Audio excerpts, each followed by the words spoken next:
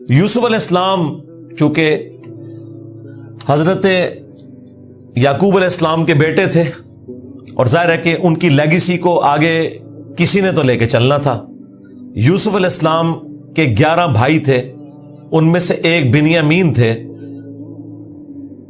جو ایسے بھائی تھے کہ ماں اور باپ دونوں کامن تھے، اور باقی جو 10 بھائی تھے وہ دوسری والدہ سے تھے ان کے، وہ خالہ بھی لگتی تھی ان کی یوسف علیہ السلام کی، اور ظاہر ہے کہ ماں بھی تھی کیونکہ ان کے والد نے ان سے نکاح کیا ہوا تھا. 10 بیٹے اس ماں سے تھے، 2 یہ تھے، اور آپس میں ان کا ایک حسد والا معاملہ ہو گیا شیطان کی وجہ سے. ظاہر ہے کہ اب باپ کی لیگیسی کو کس نے آگے لے کے چلنا ہے؟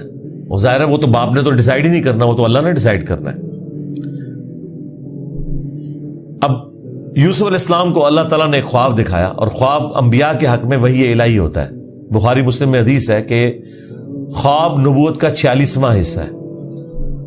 حضرت ابراہیم علیہ السلام کو بھی خواب میں ہی دکھایا گیا تھا. سورہ صافات میں آتا ہے کہ میں اپنے بیٹے کی قربانی کر رہا ہوں، اسی لیے انہوں نے اسے ایگزیکیوٹ کرنے کی کوشش کی اور اللہ تعالیٰ نے فدیہ بھیج دیا. لیکن ایگزیکیوٹ اتنی بڑی ایکٹیویٹی کو کرنا کہ بیٹا قربان کرنا، اسی لیے تھا کہ وہ وحی الہی تھا.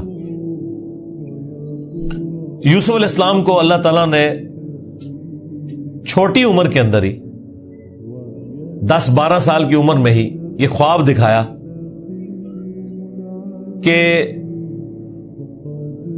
11 ستارے اور سورج اور چاند انہیں سجدہ کر رہے ہیں. اس خواب کا ذکر انہوں نے اپنے والد سے کیا. ظاہر ہے اس زمانے میں تو والد ہی ڈائریکٹ ٹریننگ کیا کرتے تھے اپنی اولاد کی، اور ایک بڑی فرینکنس ہوتی تھی. اور پھر نبی کی اولاد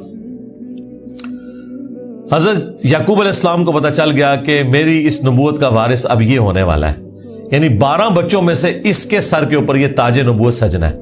تو ظاہر ہے باقیوں نے تو حسد کرنا ہے، حسد تو آ ہی جاتا ہے. آدم علیہ السلام کے بیٹوں میں آیا تھا، تو یہ اولاد آدم والا ہی معاملہ ہے. بہرحال وہ حسد آیا. حضرت یعقوب علیہ السلام نے یوسف علیہ السلام سے کہا تھا کہ اس خواب کا ذکر تم نے اپنے بھائیوں سے نہیں کرنا، ورنہ وہ تمہارے خلاف کوئی نہ کوئی چال چلیں گے. لیکن بہرحال یہ خواب والی بات کسی طریقے سے لیک ہو گئی. یوسف علیہ السلام نے تو نہیں کی، لیکن شاید آپ کی بیوی نے سنی اور انہوں نے باقی بیٹوں تک بات پہنچا دی. بہرحال کچھ ہوا ایسا معاملہ، اور ان کو اس اعتبار سے بھی اشارے مل گئے کہ یوسف علیہ السلام کے ساتھ زیادہ برتاؤ ایکسٹرا آرڈنری کرتے تھے یعقوب علیہ السلام، کیونکہ انہیں پتا تھا کہ یہ اللہ کے پیغمبر ہیں اور انہوں نے اس توحید کی دعوت کو میرے بعد آگے لے کر چلنا ہے.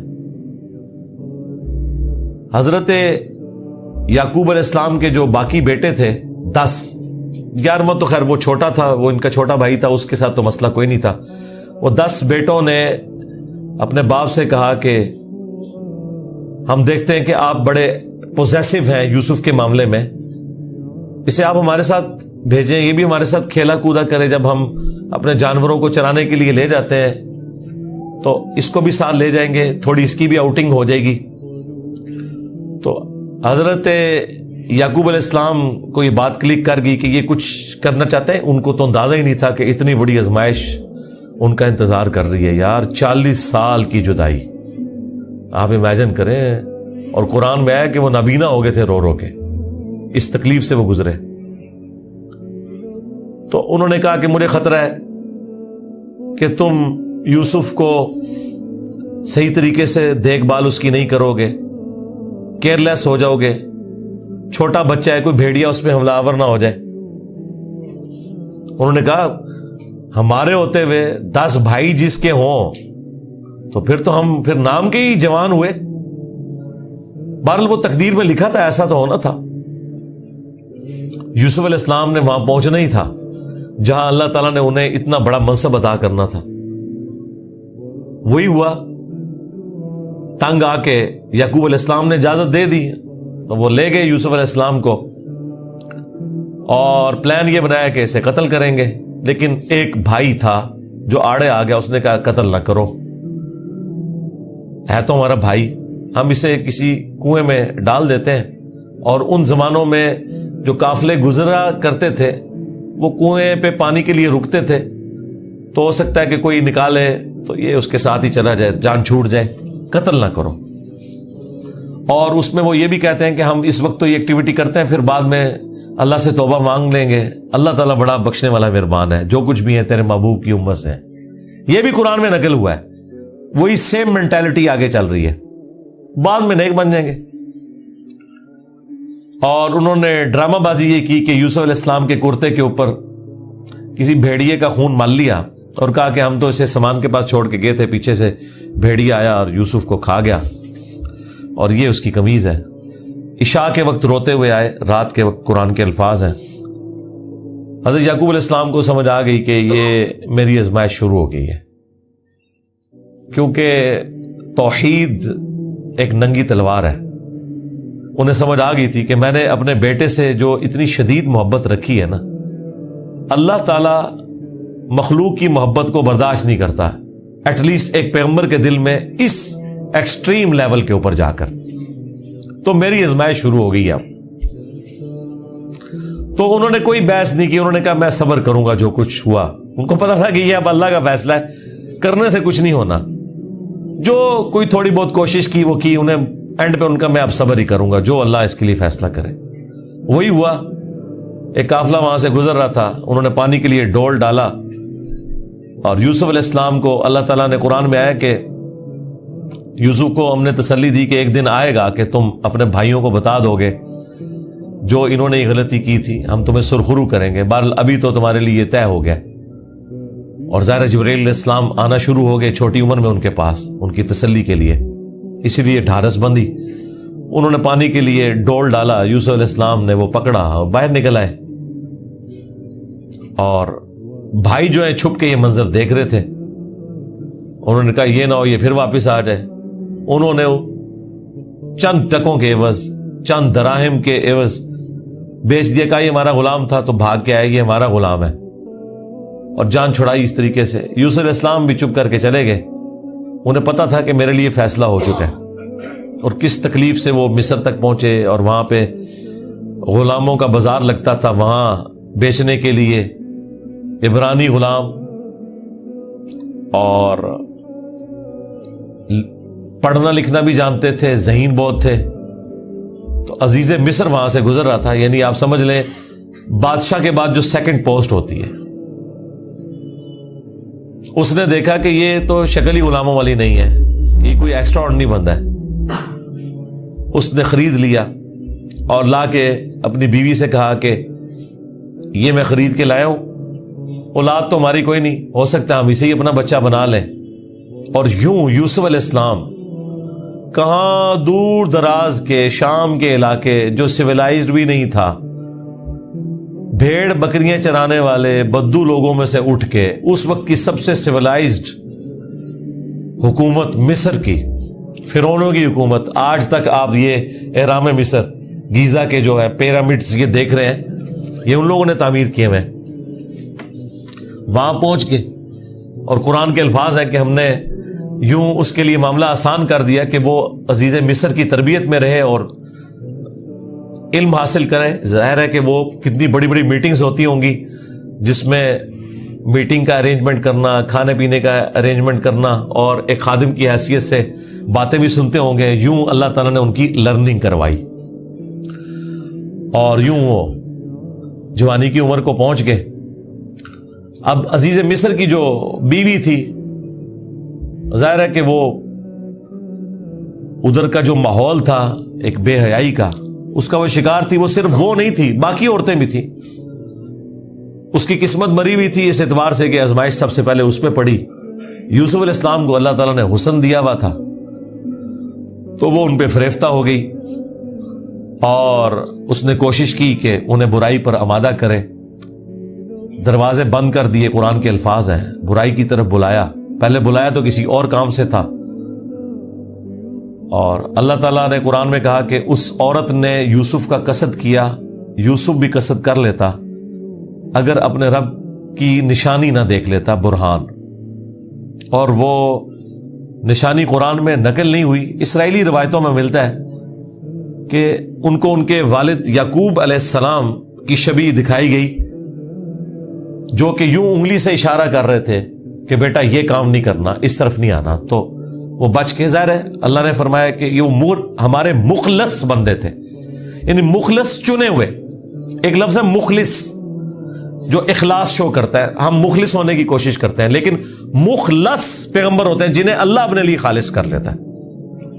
اللہ نے کہا ہم نے بچایا, یعنی انبیاء بھی جو بچتے ہیں نا برائیوں سے, وہ اللہ کی مدد کی وجہ سے. بہرحال اس تکلیف سے وہ گزرے, خبر لیک ہو گئی, کیونکہ جب اس نے قصد کیا تو یوسف علیہ السلام بھاگے. اللہ تعالیٰ نے مرزانہ طور پر وہ دروازے کھول دیے, اور یہ سین جس طریقے سے انہوں نے فلمایا ہے پہنچا دیا جی انہوں نے اس جگہ پہ, اس فلم کے اندر ایران والوں نے.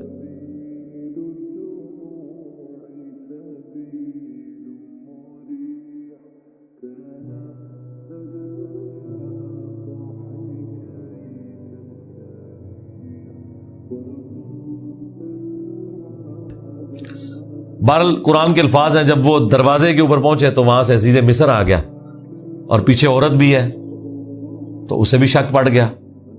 وہاں پہ کوئی سیانہ بندہ تھا جس نے کہا کہ یہ دیکھو کہ اگر یوسف کی قمیض آگے سے پھٹی ہوئی ہے تو یوسف جو ہے وہ مجرم ہے, اور اگر یہ پیچھے سے پھٹی ہوئی ہے تو پھر وہ عورت مجرم ہے. کیونکہ یوسف علیہ السلام بھاگے تھے, اس نے پیچھے دوڑ لگائی ان کو پکڑنے کے لیے, تو پیچھے سے قمیض پھٹی ہوئی تھی اور وہ پیچھے سے پھٹی نکلی. ایران والوں نے فلم میں یہ فلمایا کہ وہ ایک شیرخوار بچہ بول اٹھا, لیکن یہ دور کی بات ہے. اگر یہ واقعہ ہوا ہوتا تو سارے کے سارے یوسف علیہ السلام کو اسی وقت نہ مان لیتے کہ یہ تو کوئی عام انسان نہیں ہے. مجھے لگتا ہے کوئی سمجھدار آدمی تھا جس نے مشورہ دیا, اور یہ لاجیکل بھی تھا. تو عزیز مصر کو پتہ چل گیا کہ اس عورت کی چال ہے, پھر بھی وہ باز نہیں آئی. جب اس کی خبر لیک ہوئی تو اس نے کہا میری تو دم کٹ گئی ہے, میں اب ساری عورتوں کی دم کٹواؤں گی. اس نے وہ جتنی بڑے اشرافیہ وہاں مصر کا تھا ان ساری عورتوں کو دعوت پہ بلایا, اور سب کے ہاتھ میں ایک ایک چھری دے دی, قرآن کے الفاظ ہیں, اور ایک ایک سیب دیا, اور یوسف علیہ السلام کو کہا کہ ان عورتوں کے سامنے آؤ. تو قرآن کے الفاظ ہیں کہ جب یوسف علیہ السلام ان کے سامنے آئے تو عورتوں نے بے خیالی میں وہ کاٹتے ہوئے سیب کو اپنی انگلیاں بھی کاٹ لی. کاٹنے سے مراد یہ نہیں کہ وہ کٹ کے علیحدہ ہوگی, مراد یہ کہ اس پہ تھوڑا بہت زخم آیا. یہ اتنا نہیں ہے کہ وہ انگلیاں ٹوٹ ٹوٹ کے کوئی علیحدہ ہو گئی تھی, یا کو ساری عورتوں نے یہ سب کچھ کر لیا. ڈاکٹر سرار صاحب نے اس کی اچھی توجہ بیان کی ہے کہ ہو سکتا ہے کہ کسی عورت کی انگلی زخمی ہو, اور یوسف علیہ السلام جو کہ غلام تھے وہ اس کی طرف متوجہ ہوں کہ میں اس کو پٹی کر دوں یا اس کے لیے کچھ ارینجمنٹ کروں, تو باقی عورتوں نے یوسف علیہ السلام کو اپنی طرف اٹریکٹ کرنے کے لیے جان بوجھ کے خود ہی اپنی انگلی کاٹی ہو کہ تاکہ وہ متوجہ ہوں. کوئی بہرحال اس طرح کا سلسلہ ہوا ایک ایکسٹرا آرڈنری. اور جب یہ حالت ہوئی تو اس نے پھر کہا کہ ہاں یہ تھا جس کے لیے تم مجھے بات کر رہی تھی, تم لوگ بھی تو اس میں گرفتار ہو گئے. اور پھر اس کی ڈٹائی ہے, اس نے کہا کہ میں اسے برائی کی طرف بلا رہی ہوں, اگر اس نے یہ میری بات نہ مانی تو میں اسے جیل میں ڈلوا دوں گی. تو یوسف علیہ السلام نے دعا کی کہ یا اللہ مجھے جیل قبول ہے اس برائی کے عوض, کہ میں تیرا مجرم بنوں. دیکھیں کوئی گناہ بھی نہیں کیا, برائی سے بچے ہیں. ہم ہوں تو ہم کہ ہمیں انعام ملے, وہ کہہ رہے ہیں مجھے انعام میں جیل مل جائے کہ میں ان کے شر سے بچ جاؤں. بہرحال پھر وہ بہانہ کر کے ان عورتوں نے جھوٹے الزامات لگا کے یوسف علیہ السلام کو جیل میں ڈلوا دیا. یوسف علیہ السلام بھی راضی تھے, ٹھیک ہے چلے گئے. آلموسٹ 9 سے 10 سال تک وہ جیل میں رہے, اور وہ جیل کا جو انہوں نے سین فلمایا ہے وہ بندہ دیکھ نہیں سکتا. جو وہاں پہ کس پرسی کی حالت تھی بہرحال انہوں نے گزاری, لیکن آپ کے اخلاق سے متاثر ہو کے دعوت توحید بھی وہاں پہ پہنچی. اور اسی دوران 2 ایسے قیدی تھے کہ ان دونوں نے الگ الگ خواب دیکھے, اور انہوں نے یوسف علیہ السلام سے کہا کہ آپ اچھے بھلے معلوم ہوتے ہیں, اگر آپ تعبیر بتا سکتے ہیں. انہوں نے کہا میں اس کی تعبیر جو بتاؤں گا وہ تعویل ہوگی, پھر وہ مقدر ہو جائے گی. اور وہ خواب انہوں نے اپنا بیان کیا. ایک نے خواب یہ بیان کیا کہ میں نے یہ دیکھا کہ میں اپنے رب یعنی اپنے اس بادشاہ کو شراب نچوڑ کے دے رہا ہوں. دونوں کے قتل کے فتوے جاری ہو چکے ہوئے تھے. تو یوسف علیہ السلام نے اسے کہا کہ تم عنقریب چھوٹ جاؤ گے. دوسرے نے دیکھا کہ میرے سر کے اوپر روٹیوں کا ایک ٹوکرا ہے اور اس سے جانور پرندے کھا رہے ہیں, تو ان کا تم سولی دیے جاؤ گے اور تمہاری لاش سے جانور کھائیں گے. اور وہی ہوا. اور قرآن کے الفاظ ہیں کہ جسے نجات ملنے والی تھی اسے یوسف علیہ السلام نے کہا کہ جب تم چھوٹ جاؤ تو اپنے بادشاہ سے میرا ذکر کرنا کہ میرے ساتھ یہ زیادتی ہوئی ہے. لیکن قرآن کے الفاظ ہیں کہ شیطان نے وہ ذکر بھلا دیا. ظاہر ہے اللہ نے تو کوئی اور ہی فیصلہ کیا ہوا تھا. اور یوں آلموسٹ 9 سے 10 سال ان کے جیل میں کٹ گئے, یہاں تک کہ اس بادشاہ کا جو بیٹا ہے وہ تخت نشین ہوا اور اس نے خواب دیکھا. ظاہر بادشاہ کو اللہ تعالیٰ اس طرح کے خواب دکھایا کرتا تھا. مخلوقات کو دیکھنے کی ذمہ داری اللہ تعالیٰ نے بادشاہوں کے اوپر ہی رکھی ہوئی ہے جو ان کے انڈر رعایا ہے. کہ 7 دبلی پتلی گائے جو ہیں وہ نیل سے نکل کے 7 موٹی گایوں کو کھا رہی ہیں, اور 7 خشک بالیاں ہیں اور 7 جو ہیں وہ ہری بالیاں ہیں. اب یہ بڑا ایک ایکسٹراڈنری خواب تھا. اس نے اپنے وہ سارے تعبیر بتانے والے بلائے, سب کے سب عاجز آ گئے. تو وہ جو چھوٹ چکا تھا ایک قیدی, وہ بادشاہ کا بڑا قریبی تھا جو اسے شراب بنا کے دیتا تھا, اسے یاد آیا کہ ہاں ایک شخص قید میں ہے. اور یاد کب آیا دیکھیں 9-10 سال کے بعد. اس نے کہا میں ایک ایسے شخص کو جانتا ہوں کہ جو آپ کو اس کی تعبیر بتائے گا. تو وہ بادشاہ نے کہا ٹھیک ہے اسے لے آؤ یہاں پہ. یوسف علیہ السلام نے تعبیر بتا دی جو باقی معبر نہیں بتا سکے. بادشاہ کو بھی لگا یہ تعبیر اسی طریقے سے ہے کہ 7 خوشحالی کے سال آئیں گے اور اس کے بعد 7 سال آئیں گے 7 ایئرز قحط سالی کے, جس میں آپ یہ والا غلہ جو سٹور کیا ہوگا وہ استعمال کریں گے, اور پھر اس کے بعد بارش ہوگی. 7 سال تک بارش نہیں ہوگی.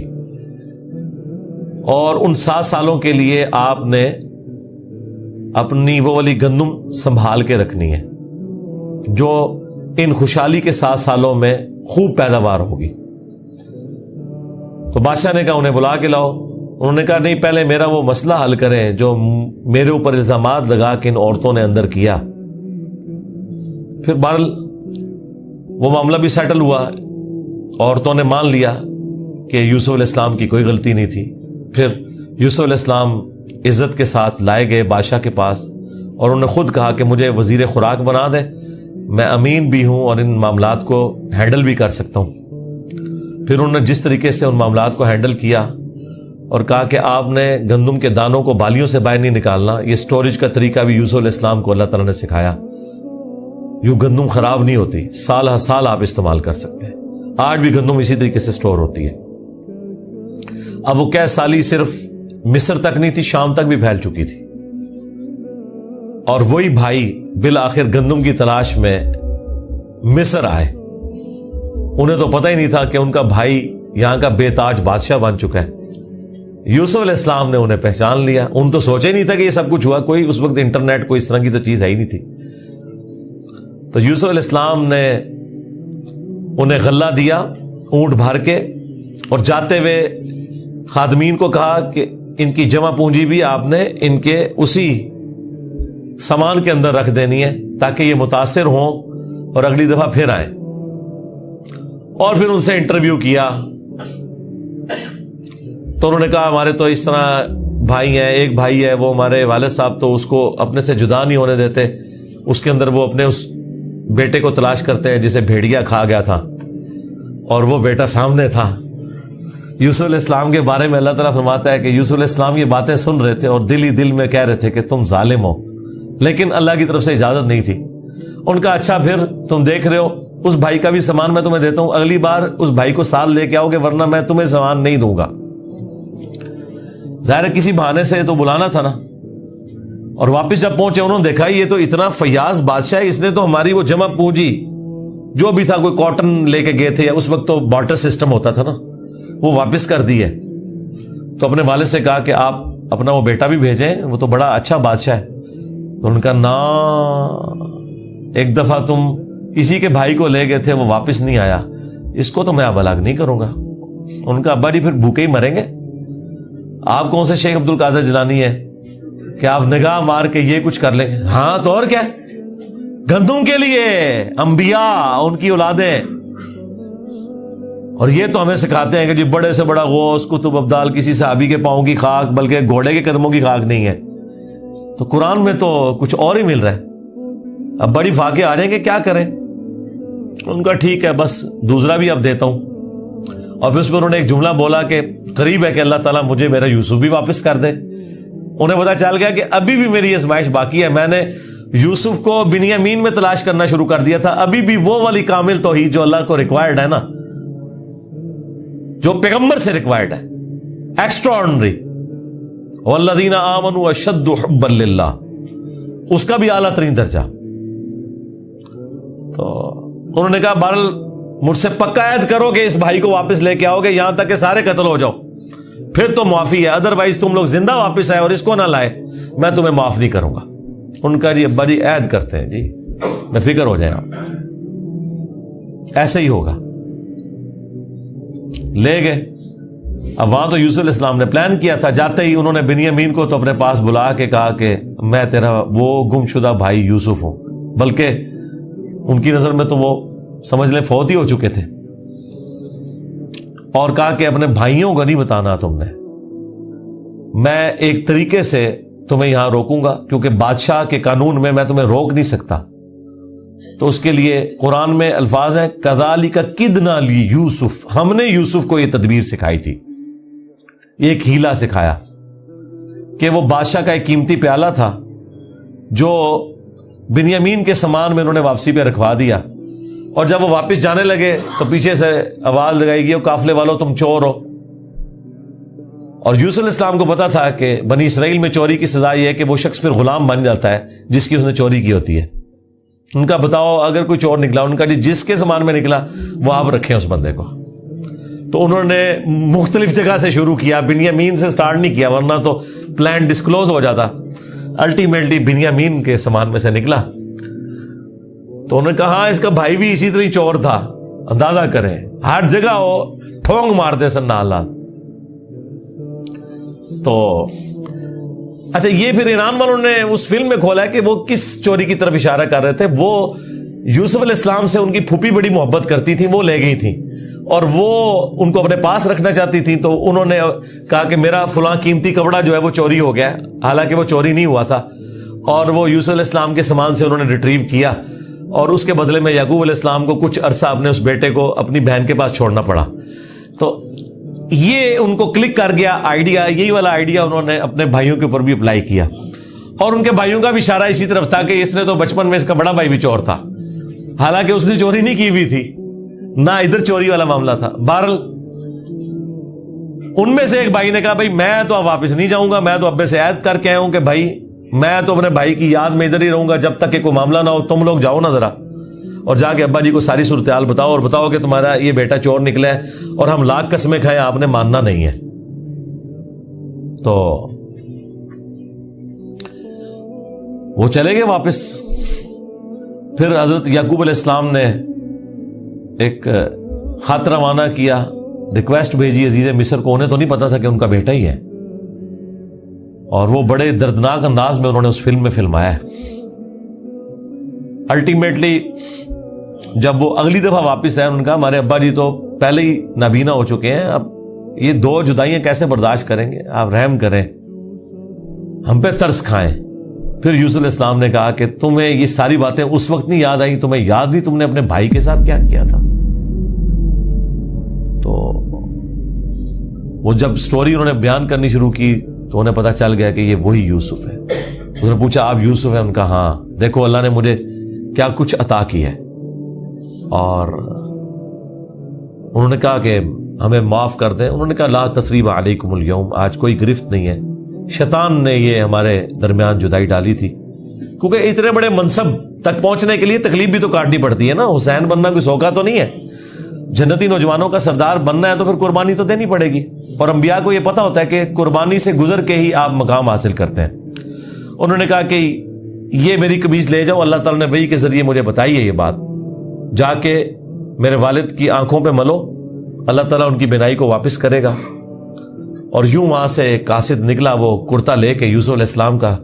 قرآن کے الفاظ ہیں، حضرت یعقوب علیہ السلام کہتے ہیں کہ اگر تم مجھے مفند نہ سمجھو، وہی المحند اور المفند قرآن میں الفاظ ہیں یہ، یعنی یہ نہ سمجھو کہ میرا دماغ سٹھیا گیا ہے، تو مجھے تو یوسف کی خوشبو آ رہی ہے. اچھا، یوسف کی خوشبو اس وقت نہیں آئی جب وہ بک کے جا رہے تھے، کیونکہ اللہ تعالیٰ نے پردہ ڈالا تھا. ادھر اللہ نے یوسف کی خوشبو، بہرحال وہی بشارت لے کے آیا، آنکھوں کو لگائی، بینائی واپس آ گئی، اور ساتھ خط آیا کہ اب آپ واپس آئیں، یہاں پہ میرے پاس آ جائیں اور بنی اسرائیل کو شفٹ کریں.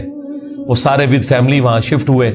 وہاں یوسف علیہ السلام آل نال تھے، انہوں نے ایک قطع زمین ان کو دیا، اور یوں بنی اسرائیل وہاں پہ آباد ہو گئے، اور پھر حکومتی لیول پہ رہے، یہاں تک کہ وہاں پہ ایک نیشنل موومنٹ غالب آئی اور ان کو غلام بنا لیا گیا، جو کسی زمانے میں بادشاہت انجوائے کر رہے تھے. اور پھر ان غلاموں میں اللہ تعالیٰ نے حضرت موسیٰ علیہ السلام کو مبعوث کیا اور فرعونیوں سے نجات دلوائی، ایک منجی اور ہادی بنا کے. اور پھر وہ جاتے ہوئے المستدل علاقے میں آتا ہے، یوسف علیہ السلام نے وصیت کی تھی کہ جب کبھی بنی اسرائیل یہاں سے شفٹ ہو تو میری لاش بھی لے جانی ہے. پھر وہ لاش بھی لے گئے، اس پہ میری تفصیلی ویڈیو ریکارڈ ہے، آپ یوٹیوب پہ دیکھ سکتے ہیں. یہ پورے کا پورا ایک معاملہ تھا. اور پھر وہ آخر میں وہی ہوا کہ سجدہ تعظیمی کیا یوسف علیہ السلام کو ان کے بھائیوں نے اور ماں باپ نے. ان زمانوں میں سجدہ تعظیمی جائز تھا، جس طرح کہ آدم علیہ السلام کو فرشتوں نے کیا. اس امت میں حرام ہو گیا. ابو داؤد میں اور ترمذی میں حدیث ہے کہ اگر میں سجدہ تعظیمی جائز سمجھتا تو بیویوں سے کہتا کہ اپنے خامدوں کو کریں اس حق کے سبب. ابو داؤد میں تو الفاظ ہیں، ایک صحابی نے حضور کو سجدہ کیا، آپ نے فرمایا سر اٹھا کیا کر رہا ہے، جب میں فوت ہو جاؤں گا تم میری قبر سے گزرو گے تو کیا مجھے سجدہ کرو گے؟ انہوں نے کہا نہیں یا رسول اللہ. فرمایا مجھے کیوں سجدہ کر رہے ہو؟ اگر میں سجدہ جائز سمجھتا تو بیویوں سے کہتا کہ اپنے خامدوں کو کریں. اور یہ سجدہ تعظیمی، سجدہ عبادت ہمیشہ سے اللہ کے لیے رہا ہے. جبرائیل علیہ السلام نے حضرت آدم کو سجدہ عبادت نہیں کیا، سجدہ تعظیمی تھا. ان زمانوں میں ٹو باؤ ڈاؤن بھی ہوتا تھا، جھکا بھی جاتا تھا. ہمارے نبی علیہ السلام پر اللہ تعالیٰ نے جو ختم نبوت فرمائی تو توحید بھی ایسی کامل کی ہے کہ اب یہ سب کے سب معاملات ختم. ختم نبوت کی برکت سے کشف، الہام، یہ سب کچھ ختم غیر نبی کے اوپر، سوائے بخاری مسلم میں مبشرات، وہ بھی خواب. وہ اللہ کی طرف سے بھی ہو سکتے ہیں، شیطان کی طرف سے بھی ہو سکتے ہیں، نفس کی طرف سے. وہ تو وقت پورا ہوگا تو پتہ چلے گا یہ سچا ہے یا جھوٹا ہے. باقی نبی علیہ السلام نے کہا اب یہ نبوت کی خبریں ختم ہو چکی. اگلے زمانوں میں یہ ہوتا تھا، اللہ تعالیٰ غیبی خبریں دیا کرتا تھا غیر انبیاء کو بھی. اور اگلے زمانوں میں یہ بھی تھا کہ سجدہ تعظیمی ہوتا تھا. اللہ تعالیٰ نے توحید بھی اس امت میں کامل کی کہ سجدہ تعظیمی بھی حرام کر دیا، اور اب کسی کے لیے سجدہ نہیں ہے. بل وہ سجدہ کیا تو حضرت یوسف علیہ السلام نے کہا ابا جان یہ دیکھ لیں، یہ تعبیر ہے میرے اس خواب کی جو میں نے وہ بچپن میں دیکھا تھا. سرکار وہ خواب جڑا دیکھا ہے وہ تعبیر ہوندے اس کا مزہ لوٹنے کے لیے 40 سال کی مشقت، جدائی، وہ بڑی تکلیف دہ چیز ہے. وہ جو آخری سین انہوں نے فلمائے ہیں نا، یعقوب علیہ السلام اور یوسف علیہ السلام کی جو ملاقات والا سین ہے، وہ بندہ دیکھ نہیں سکتا. اس زمانے میں انہوں نے پہنچا دیا جی.